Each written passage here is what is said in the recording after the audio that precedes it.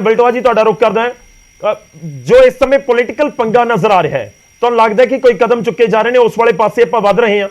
एक गल या सवाल कई बार होया पहला भी, पर अज इस करके पॉइंट उठ रहे हैं क्योंकि पंजाब नूं कसूरवार हरियाणा वाले भी दसी जाते हैं, दिल्ली वाले भी दसी जाते हैं कि पंजाब की वजह के नाल ही सारा प्रदूषण हो रहा है। गौरव जी, सब तो पहले तो मैं उस धुएं की गल करदा जिहड़ा 38 साल पहलां दिल्ली दे विच उठिया सी अज दे दिन, और उस धुएं का शिकार होए जिन्हां नूं गलां 'च टायर पा पा के जिंदा साड़ दिता है, उन्हां निर्दोष सिखां नूं मैं दिल दीआं गहराइयां चों अज दे दिन ते शरधा दे फुੱਲ भेंट करदा, क्योंकि अज दिन उन्हां निर्दोष सिखां दा कतलेआम शुरू होया सी। और जिस धुएं की आपां गल करदे हैं सारे चिंतित है, और नाल ही सब तो वड्डी गल है कि साडे गुरु साहिबान ने सानू सिੱਖਿਆ यही दिती है कि वातावरण शुद्ध चाहिए है, हवा शुद्ध चाहिए है, पौण पानी शुद्ध चाहिए है, पर उन्होंने पल्यूट करने वास्ते, हवा नू जहरीली करने वास्ते एक किसान की मजबूरी बनी बैठी है। मजबूरी ये है कि जिहड़ी पराली है जी, ये ना तो चुक के किते सुट्टी जा सकती है, ते ना ये हल दे नाल जां किसी भी मशीनरी दे नाल ये खत्म नहीं हुंदी, जां ते ओह बेलर आ जाण ते ओहदे नाल जिहड़ा हो सकदा, पर इन्नी कैपेसिटी ना तो किसानां च ते ना सरकार वल्लों ही मुहैया करवाई गई है, जिहड़ी कि करवाउणी चाहिए, सियासत नहीं करनी चाहिए। और हुण जिहड़ी तुसीं गल कर रहे जे कि हरियाणे वाले भी सानू कसूरवार ठहराउंदे है ते दिल्ली वाले भी कसूरवार ठहराउंदे, इस कोई ड्रामा नहीं गया कि केजरीवाल साहब ने बड़ी सियासत की है पराली नूं लैके, दिल्ली के प्रदूषण नूं लैके, जिहड़ा कि चन्नी साहब ने एक्सप्लेन ही कर दिता कि दिल्ली प्रदूषण वास्ते खुद जिम्मेवार है। इस कोई ड्रामा नहीं है इन्हां दिनां च आण के। जे अज तुसीं देखो जिथे पंजाब च कहिंदे कि पराली साड़ी जा रही है, उत्थे अजे हवा च साह लैना कोई बीमार व्यक्ति हो तो उन्होंने महसूस होंदा होवे ते 100 वारा होंदा होवे, ते दिल्ली चले जो चंगे भले नूं साह लेना औखा होया, अज ही नहीं पहलों भी। इस करके जिहड़ा आ पंजाब दे धुएं नूं कहना जी उड़ के उत्तों दी चला गया, जां हरियाणे नूं पार करके चला गया, शंभू बार्डर पार करके चला गया, इहो जी ना करन। पर धुआं नहीं जाना चाहिए वातावरण च, उहदे वास्ते यतन करने चाहिए ने जिहड़े कि नहीं कीते गए। हुण मैं तो अहबाब गरेवाल जी ने बेनती करूंगा कि एक केजरीवाल साहब को एक कैमीकल है, उन्होंने 2.5-3 लाख का लिया सी, जिन्होंने किसानों को दिल्ली दे वंडण वास्ते 7-8 लाख रुपये का खर्चा करता सी, ते मेरा ख्याल है कि 6-7 करोड़ रुपया ना एडवरटाइजमेंट ते लाता सीगा कि असीं जी कैमीकल लियांदा आ, जिहड़ा छिड़काओ करिए ते पराली जिहड़ी है पैली दे विच ही खत्म हो जाती है। वो कित्थे जे कैमीकल मोरो लिखा दिखा दो किसी पंजाब के लोगों को चाहिए आ। 2.5 लाख के कैमीकल के नाल 7-8 लाख बंडल ते लाता, 7 करोड़ तो एडवरटाइजमेंट ते लाता, ये सियासत छड़ दिओ, कोई फायदा नहीं इस गल का। पंजाब के किसान प्रति, पंजाब के लोगों प्रति, देश के वातावरण प्रति संजीदा हो, जिहड़े कि तुसीं संजीदा नज़र नहीं आउंदे। हरियाणे वाले तुहानूं दोषी ठहराई जांदे, जे तुसीं कहंदे जाके आजो कार फड़ लीए जी, हरियाणे भी दी लंघ चलीए जी, वेख्या जी की बनदा जी। तो मैनूं तो पता, मैं तो रोज़ पिंडां च रहिना, किहड़ा किसान है, कोई बिरला किसान, हज़ारां चों कोई 2-4 किसान है जिन्हां ने पराली नहीं साड़ी। बलटोआ साहब जवाब ले लिया, हज़ारां चों 2-4 किसान ने जी जी ठीक है, आप जवाब ले लिया। मैं तुहाडे कोल वापस होना है। मैं अहबाब गरेवाल जी थोड़ा जिहा होर इंतजार करियो, एक बार कालो साहब नूं भी ऐड कर लवां, उस तो बाद मैं तुहाडे कोल आ रहा।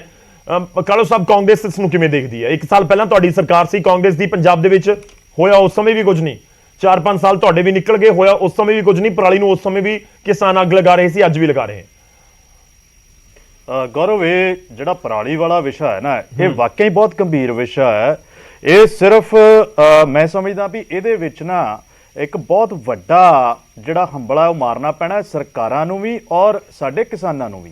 किसान, क्योंकि मैं खुद जिमीदारे परिवार चों होना, ते साडी कई वारी मजबूरी बन जाती है भी खेत नूं खाली करन दे लई जिहड़ी है ਉਹ ਜਿਹੜਾ ਨਾੜ ਹੈ ਜਾਂ ਰਹਿੰਦ ਖੂੰਦਾ ਉਹਨੂੰ ਸਾੜਨਾ ਪੈਂਦਾ ਹੈ। ਗੱਲ ਇਹ ਹੈ ਵੀ ਅੱਜ ਜਿਹੜਾ ਵਿਸ਼ਾ ਜਿਹੜਾ ਤੁਸੀਂ ਚੁਣਿਆ ਹੈ ਨਾ, ਵੀ ਹਰਿਆਣੇ ਨੇ ਜਦੋਂ ਪੰਜਾਬ ਦੇ ਉੱਤੇ ਦੋਸ਼ ਲਾਏ ਨੇ, ਦੇਖੋ ਜਦੋਂ ਗੱਲ ਪੰਜਾਬ ਦੀ ਆਏਗੀ ਤੇ ਚਾਹੇ ਅਸੀਂ ਵੱਖ-ਵੱਖ ਪਾਰਟੀਆਂ ਦੇ ਨੁਮਾਇੰਦੇ ਆ, ਪਰ ਜਦੋਂ ਗੱਲ ਪੰਜਾਬ ਦੀ ਆਏਗੀ ਤੇ ਸਭ ਤੋਂ ਪਹਿਲਾਂ ਅਸੀਂ ਪੰਜਾਬ ਨਾਲ ਖੜੇ ਹੋਣ ਦਾ ਕੰਮ ਜਿਹੜਾ ਕਰਾਂਗੇ। ਖਾਸ ਕਰ ਕਾਂਗਰਸ ਤੇ ਜ਼ਰੂਰ ਪੰਜਾਬ ਦੇ ਨਾਲ ਜਿਹੜੀ ਖੜੇ ਹੋਣ ਦਾ ਕੰਮ ਕਰੇਗੀ, ਪਰ ਕਿਉਂਕਿ ਇਹ ਜਿਹੜੀ ਮੌਜੂਦਾ ਸਰਕਾਰ ਹੈ ਇਹਦੇ ਜਿਹੜੇ ਯਤਨ ਨੇ ਉਹ ਹਵਾਈ ਜ਼ਿਆਦਾ ਨੇ, ਕਾਗਜ਼ਾਂ 'ਚ ਜ਼ਿਆਦਾ ਦਿਖਾ ਰਹੇ ਨੇ, ਮੀਡੀਆ ਦੇ ਉੱਤੇ, ਸੋਸ਼ਲ ਮੀਡੀਆ ਦੇ ਉੱਤੇ ਬਹੁਤ ਜ਼ਿਆਦਾ ਰੌਲਾ ਰੱਪਾ ਪਾ ਕੇ ਜਿਹੜਾ ਇਸ ਗੱਲ ਨੂੰ ਪ੍ਰਚਾਰਿਤ ਕਰਨ ਦਾ ਇਹਨਾਂ ਨੇ ਕੰਮ ਕੀਤਾ। ਬਈ ਅਸੀਂ ਜਿਹੜਾ ਅਸੀਂ ਇਹਦੇ ਲਈ ਐਕਸ਼ਨ ਲੈ ਰਹੇ ਹਾਂ। ਆ ਪਿੱਛੇ ਜੇ 19 ਤਰੀਕ ਨੂੰ ਜਿਹੜਾ ਇੱਕ ਉਦਘਾਟਨ ਕਰਕੇ ਆਏ ਸੀ ਇੱਕ ਫੈਕਟਰੀ ਦਾ, ਉਹ ਸੰਗਰੂਰ ਦੇ ਵਿੱਚ, ਪਟਾਲ ਕਲਾਂ ਦੇ ਵਿੱਚ। ਮੈਂ ਇਹਨਾਂ ਦੀ ਜਾਣਕਾਰੀ ਲਈ ਦੱਸ ਦਿੰਦਾ, ਵੈਸੇ ਤਾਂ ਸਾਰਾ ਪੰਜਾਬ ਜਾਣਦਾ ਹੈ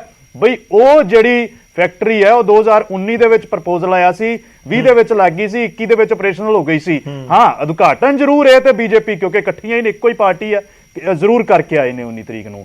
ਪਰ ਸਭ ਤੋਂ ਵੱਧ, ਇਹ ਮੈਂ ਨਹੀਂ ਕਹਿ ਰਿਹਾ, ਆਹ ਰਿਪੋਰਟ ਹੈ, ਇਹ ਰਿਪੋਰਟ ਵੀ ਤਾਜ਼ਾ ਰਿਪੋਰਟ ਹੈ, ਇਹ ਕਹਿੰਦੀ ਹੈ ਕਿ ਸਭ ਤੋਂ ਵੱਧ ਜਿਹੜੀਆਂ ਫਾਰਮ ਫਾਇਰਸ ਲੱਗੀਆਂ ਨੇ ਉਹ ਸੰਗਰੂਰ ਡਿਸਟ੍ਰਿਕਟ 'ਚ ਲੱਗੀਆਂ ਨੇ। ਬਈ ਹੁਣ ਕਿਹਨੂੰ ਕਸੂਰਵਾਰ ਮੰਨੀਏ?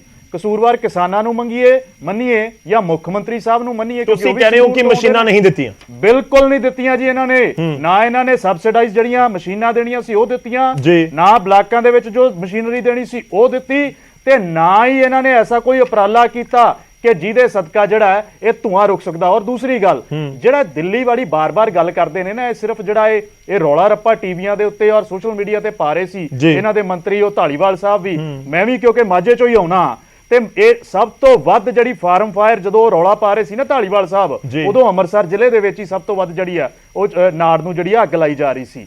ਔਰ ਮੈਂ ਨਾਲ ਹੀ ਇਹ ਵੀ ਦੱਸ ਦਿਆਂ ਕਿ ਸਿਰਫ ਆਪਣੇ ਦਿੱਲੀ ਵਾਲੇ ਆਕਾ ਕੇਜਰੀਵਾਲ ਸਾਹਿਬ, ਕਿਉਂਕਿ ਉਹ ਪਿਛਲੇ ਲੰਮੇ ਸਮੇਂ ਤੋਂ ਪੰਜਾਬ ਦੇ ਉੱਤੇ ਲਗਾਤਾਰ ਜਿਹੜਾ ਹਮਲਾ ਕਰਦੇ ਆ ਰਹੇ ਸੀ ਕਿ ਪੰਜਾਬ ਦਾ ਧੂਆਂ ਦਿੱਲੀ ਜਾਂਦਾ, ਪੰਜਾਬ ਦਾ ਧੂਆਂ ਦਿੱਲੀ ਜਾਂਦਾ। ਮੈਨੂੰ ਤੇ ਇਹ ਸਮਝ ਨਹੀਂ ਆਉਂਦਾ ਵੀ ਇਹ ਧੂਆਂ ਐਸਾ ਕਿਹੜਾ ਆਟੋਮੈਟਿਕ ਧੂਆਂ ਹੈ ਜਿਹੜਾ ਸਿੱਧਾ ਹੀ ਪੰਜਾਬ ਦਾ ਧੂਆਂ ਉੱਡ ਕੇ ਤੇ ਦਿੱਲੀ ਚਲਾ ਜਾਂਦਾ। ਠੀਕ ਹੈ, ਮਤਲਬ ਤੁਸੀਂ ਕਹਿ ਰਹੇ ਹੋ ਕਿ ਘੱਟੋ ਘੱਟ ਪੰਜਾਬ ਨੂੰ ਕਸੂਰਵਾਰ ਨਾ ਕਹੋ, ਨਾ ਹਰਿਆਣਾ ਦੇ ਪ੍ਰਦੂਸ਼ਣ ਜਾਂ ਦਿੱਲੀ ਦੇ। ਜਦੋਂ ਤੁਸੀਂ ਪੰਜਾਬ ਦੇ ਕਸੂਰਵਾਰ ਠਹਿਰਾ ਰਹੇ ਹੋ ਤੇ ਤੁਸੀਂ ਸਿੱਧੇ ਪੰਜਾਬ ਦੇ ਕਿਸਾਨਾਂ ਨੂੰ ਕਸੂਰਵਾਰ ਠਹਿਰਾ ਰਹੇ ਹੋ। ਠੀਕ ਹੈ ਸਰ, ਮੈਂ ਤੁਹਾਡੇ ਕੋਲ ਵਾਪਸ ਆਉਣਾ, ਆਪਾਂ ਚਰਚਾ ਨੂੰ ਅੱਗੇ ਵਧਾਵਾਂਗੇ। ਸਾਡੇ ਨਾਲ ਰਮਨ ਮਲਿਕ ਜੀ जुड़े हुए हैं।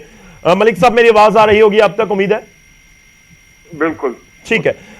देखिए, पंजाब की गवर्नमेंट ये बोल रही है और खास तौर पर कृषि मंत्री कह रहे हैं कि आइए, आप चैलेंज दे रहे हैं एक तरह से हरियाणा को भी और दिल्ली वालों को भी कि आइए, गाड़ी पंजाब की होगी, घूमिएगा पंजाब में और फिर थोड़ा सा हरियाणा वाली तरफ भी चले जाएंगे, पता लग जाएगा कि कहां पर धुआं ज्यादा है और कहां पर पराली ज्यादा जलाई जा रही है।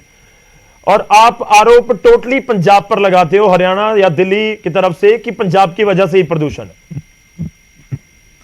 गौरव जी, मेरी रिपोर्ट नहीं है, पंजाब गवर्नमेंट प्रदूषण का जो डिपार्टमेंट है उसकी जो सेंट्रल डिपार्टमेंट को जाता है, 27 तारीख की रिपोर्ट है। 27 तारीख को 1111 फायर के इंसिडेंट रिपोर्ट हुए हैं। 27 अक्टूबर को आग आज जलाई जाए, उसके 4 दिन 6 दिन बाद मैं गाड़ी लेके घूमूं, वो अलग विषय है। उस दिन की पर्टिकुलर आपको बता दूं कि मोटा मोटा अगर आप देखेंगे तो 1111 इंसिडेंट पंजाब में थे, 83 इंसिडेंट हरियाणा में थे, 23 उत्तर प्रदेश में थे। ये बकायदा न्यूज़पेपरों में भी छपा है सैटेलाइट इमेजेस के माध्यम से। जी। मैं अब ये समझना चाहता हूं कि एक तो ये कितना एडवांस धुआं है जो पंजाब से सीधे उड़ता है और मिसाइल की तरह दिल्ली में पड़ता है, हरियाणा में नहीं आता, या हरियाणा का धुआं ऐसा है जो सिर्फ दिल्ली की डायरेक्शन में जाता है, उत्तर प्रदेश नहीं जाता, राजस्थान नहीं जाता, पंजाब नहीं जाता। देखिए कितना कंट्रोल्ड है, हमारी साइंस ने कितना तरक्की कर ली है। अबाउट 70% फार्म फायर जो इस समय हुई हैं वो पंजाब में हुई हैं।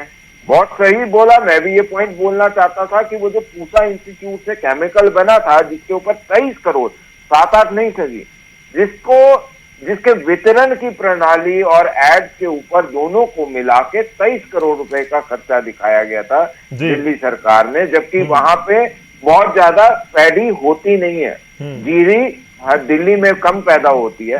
और उसके अलावा आपको याद दे रहा हूं, केजरीवाल साहब ने बहुत सीना ठोक के ये बोला था कि मेरे पास वो फॉर्मूला है कि मैं ये सारा कुछ न्यू खत्म कर दूं।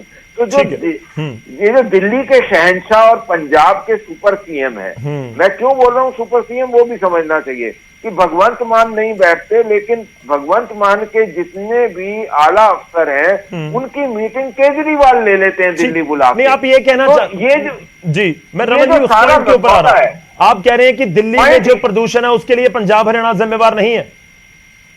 दिल्ली के प्रदूषण के लिए सबसे पहले आप ये बताइए कि आपको, मैं गौरव जी कल फिर डिबेट कर लीजिएगा, मैं भी पेपर मंगवाता हूं, आप भी देख लीजिए। एक दिल्ली के पोल्यूशन डिपार्टमेंट के एक्सपेंडिचर शीट पिछले 5 साल की उठा लीजिए, आपको खुद पता लग जाएगा कि यमुना पे क्या काम हुआ, आपको खुद पता लग जाएगा कि नई फैसिलिटी क्या बनी, आपको ये पता लग जाएगा कि बाकी काम क्या हुआ। आपको याद होगा, पता नहीं आप उस समय शायद छोटे हो, दिल्ली डीटीसी के हरी और पीली बसें हुआ करती थी बहुत पहले, उसमें प्रदूषण बहुत फैलता था। उस समय ये करा गया कि नहीं जी अब सीएनजी आएगी। उसके बाद एकदम जब चेंज करा गया तो उससे प्रदूषण घटा। ऑस्ट्रेलिया की भी एक बारी टीम ने दिल्ली में क्रिकेट खेलने से मना कर दिया था, ये बहुत समय पहले की बात बता रहा हूं। बिल्कुल याद है। उसके बाद ये ट्रांसफॉर्मेशन आई। मैं आज ही आपसे पूछ रहा हूं कि दिल्ली की बसों का वीडियो मैंने डाला है, धुआं ऐसे छोड़ती हैं जैसे कोई मच्छर मारने की मशीन लगा रखी हो। ठीक है। दिल्ली के अंदर पोल्यूशन चेक नाम की जीरो है। दिल्ली के अंदर आप करोड़ों रुपए का अपने घर में स्विमिंग पूल बना सकते हो, लेकिन स्मोक टावर नहीं लगा सकते। आप किस किस चीज के ऊपर बोलो? चलिए ठीक है, तो मैं अगर समय बहुत बुरा इसलिए मेरे को रमन जी जरूरी है कि जवाब ले लिया जाए। ठीक है, एक ही सिंपल सा चीज है बिफोर एंड कि मेरा हाल वो है कि दिल्ली को देख के किस किस बात पे रोऊं। दिखने को तो तू खूबसूरत दिखनी चाहिए थी, तेरे पर्दे सभी फटे पैमंद दिखे। नहीं देखिए, पर दिक्कत उसमें एक ये भी है ना कि हरियाणा के मुख्यमंत्री पंजाब की तरफ ही उंगली कर रहे हैं कि आपकी वजह से प्रदूषण हो रहा है। आंकड़े भी पंजाब के साथ कंपेयर किए जा रहे हैं, दिल्ली के ऊपर आप बात कर रहे हैं। चलिए एक बार रिएक्शन लेने दीजिए। अगर फार्म फायर्स आप कंट्रोल नहीं कर पा रहे, जी जी, मुख्यमंत्री करोड़ों रुपए की एड पेपर में देते हैं रोज, मैं ये पूछता हूँ कि वही इंसेंटिव। चलिए थोड़ा सा इंतजार कीजिए, मुझे पता है कि आप थोड़ा जल्दी में आपको निकलना भी होगा। मैं एक रिएक्शन आपसे और लूंगा। अहबाब गरेवाल जी वो कह रहे हैं कि पूरे अंकड़े ने, और ये अंकड़े कोई अजिहे नहीं है कि असी खुद मैन्युपुलेट करके कोई दस रहे हैं, कह रहे हैं कि बिल्कुल ऑफिशियल अंकड़े ने। जी दिल्ली का जवाब हिंदी में दूंगा, हरियाणा का भी हिंदी में दूंगा।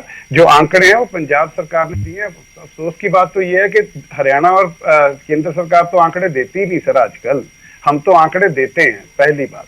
दूसरी बात, दिल्ली के हाल पे रोहित सर, जो जिले लाई हैं उनके नाम पे बनती हैं सरकारी स्टेटों में। हमारे यहाँ दिल्ली में तीसरी बारी बनी है केजरीवाल साहब के नाम पे, और भगवंत मान साहब को मैंडेट मिला है पंजाब में। तो ये तो छोड़ दीजिए, दिल्ली में स्विमिंग पूल बन सकता है और फलानी चीज नहीं बन सकती, वो एमसीडी के पास है सारा कुछ सर। तो ये बात आप समझ लीजिए, रोना बंद कीजिए। दिल्ली के पास है, एमसीडी के पास है केजरीवाल का घर।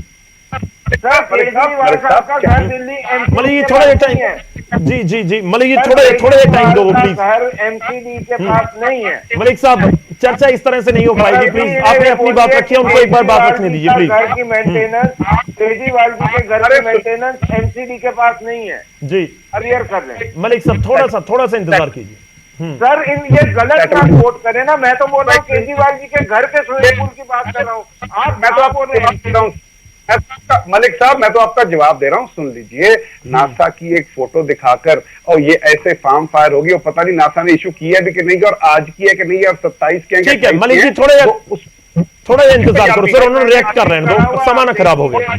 ठीक है आपकी बात आ गई, आवाज नहीं आ पाएगी उनकी। गरेवाल साहब करेंगे, हिंदुस्तान टाइम वेरीफाई करेगा। ठीक है, आप अपने टाइम में एक बार कर लीजिएगा, एक बार उनको कंप्लीट कर लेने दीजिए। अहबाब जी, जेडी संगरूर फैक्ट्री है वो अपडेट हुई है सर, अपडेट हुई है, एंड वो अपग्रेड होके 40,000 एकड़ का कर रही है। एंड हुण मैं सर थोड़ी जिहा बलटोआ साहब ते चन्नी सर मेरे पिता समान ने, एंड मैं एक गल कह रहा कि इन्होंने सोच इदां ही है। बलटोआ साहब की जो सोच है वो ਆਪਾਂ ਨੂੰ नजर आ गई। ये कहते कि गुरु साहब ने कहा सीगा कि ਆਪਾਂ इन्हां सब कुछ साम के रखिए। सर गुरु साहब ने यह भी कहा सी गुरु मान्यो ग्रंथ, ते वो ग्रंथ का की हाल होया ਆਪਾਂ जानते हैं। दूजी गल ਜਿਹੜੀ ਗੱਲ ਆਪਾਂ ਵਾਤਾਵਰਣ ਦੀ ਕਹਿ ਰਹੇ ਹਾਂ, ਇਹ ਕਦੋਂ ਦਾ ਸਰਕਲ ਚੱਲਿਆ ਸਰ? ਇਹ ਜਦ ਦੀਆਂ ਹਰਿਤ ਕ੍ਰਾਂਤੀ ਤੋਂ ਬਾਅਦ ਬਾਰ-ਬਾਰ ਸਰਕਾਰਾਂ ਆਈਆਂ ਜਿਨ੍ਹਾਂ ਨੇ ਪੰਜਾਬ 'ਚ ਪੀਸ ਬਹਾਲੀ ਤੋਂ ਬਾਅਦ ਕੋਸ਼ਿਸ਼ ਹੀ ਨਹੀਂ ਕੀਤੀ ਕਿ ਇਹ ਸਾਨੂੰ ਖਾਈ ਜਾ ਰਿਹਾ, ਸਾਨੂੰ ਜ਼ਹਿਰੀਲਾ ਬਣਾ ਰਿਹਾ। ਸਰ ਕਹਿੰਦੇ ਸੀ ਚੰਨੀ ਸਰ ਕਿ ਅਸੀਂ ਜੀ 10 ਲੱਖ ਫੈਕਟਰੀ ਦਿੱਤਾ। ਸਰ ਮੈਂ ਆਰਟੀਆਈਆਂ ਦੇ ਦਿੰਦਾ, ਮਿਲਿਆ ਕਿਹਨੂੰ ਹੈ? ਅਨਾਉਂਸਮੈਂਟ ਬਹੁਤ ਸੋਹਣੀਆਂ ਕੀਤੀਆਂ ਨੇ ਤੁਸੀਂ, ਮਿਲਿਆ ਕਿਸੇ ਨੂੰ? ਸਰ ਰੁਕੋ ਸਰ, ਪਹਿਲੀ ਗੱਲ। ਦੂਜੀ ਗੱਲ, ਤੁਹਾਡੀ ਮਾਨਸਿਕਤਾ ਕਿੱਥੋਂ ਸਮਝ ਆਉਂਦੀ ਹੈ ਕਿ ਇਹ ਸੁਣ ਲਓ, ਇਹ ਲੰਬੜਦਾਰ ਮੰਤਰੀ ਕਿਵੇਂ ਬਣ ਗਏ, ਇਹ ਆਮ ਬੰਦੇ ਮੁੱਖ ਮੰਤਰੀ ਕਿਵੇਂ ਬਣ ਗਏ? ਸਰ ਤੁਹਾਡੀ ਗੱਲ ਤੋਂ ਝਲਕਦਾ ਕਿ ਇੱਕ ਆਮ ਬੰਦਾ ਮੰਤਰੀ ਕਿਵੇਂ ਬਣ ਗਿਆ। Sir I am very sorry to say elitist mind ਨੂੰ ਮੰਤਰੀ ਬਣਾ ਲਓ, ਫਿਰ ਚੇਤੰਗ ਦੀ ਗੱਲ ਹੈ ਤਾਂ ਆਪੇ ਸੰਭਾਲ ਲੈਣਗੇ। ਉਹ ਨੰਬਰਦਾਰਾਂ ਦੀ ਗੱਲ ਚੱਲ ਰਹੀ ਹੈ ਕਿ ਨੰਬਰਦਾਰਾਂ ਦੀ ਜ਼ਿੰਮੇਵਾਰੀ। ਅਹਿਬਾਬ ਜੀ ਮੈਂ ਤੁਹਾਡੇ ਕੋਲ ਵਾਪਸ ਆਉਣਾ, ਇੱਕ ਵਾਰੀ ਰਿਐਕਸ਼ਨ ਲੈ ਲੈਣ ਦੋਨੋਂ ਤੋਂ। ਚੰਨੀ ਜੀ I need 10 seconds Gaurav ji, ਮੈਂ ਗਰੇਵਾਲ ਸਾਹਿਬ ਕੰਪਲੀਟ ਕਰ ਲਓ। ਗੱਲ ਦੇ ਰਿਹਾ, ਮੈਂ ਇੱਕ ਗੱਲ ਕਹਿ ਰਿਹਾ, ਮੈਂ ਇਹਨਾਂ ਸਭ ਨੂੰ ਚੈਲੰਜ ਕਰਦਾ। ਮੰਤਰੀ ਜੀ ਨੇ ਆਪ ਕੱਲਾ ਪਿੰਡ ਦੇਖਿਆ ਹੈ, ਆਪ ਬੋਲ ਚੁੱਕੇ ਆ। ਤੋ ਤੁਹਾਡੇ ਪ੍ਰੋਗਰਾਮ ਤੇ ਆ ਕੇ ਇਹਨਾਂ ਦੇ ਮਹਿਕਮੇ ਵਾਲੇ ਬੋਲ ਚੁੱਕੇ ਆ ਕਿ ਕੁਲਦੀਪ ਧਾਲੀਵਾਲ ਸਾਹਿਬ ਕੱਲਾ ਪਿੰਡ ਚੈੱਕ ਕਰ ਰਹੇ ਆ, ਅਸੀਂ ਜਿਹੜਾ ਕੋਈ ਕੰਮ ਨਹੀਂ ਕਰ ਰਹੇ ਉਹਨੂੰ ਸਸਪੈਂਡ ਕਰ ਰਹੇ ਆ। 25,000 ਮਸ਼ੀਨਾਂ ਫੀਲਡ 'ਚ ਤਾਰੀਆਂ ਨੇ, ਫੈਕਟਰੀਆਂ ਨਵੀਆਂ ਲੱਗ ਰਹੀਆਂ ਨੇ।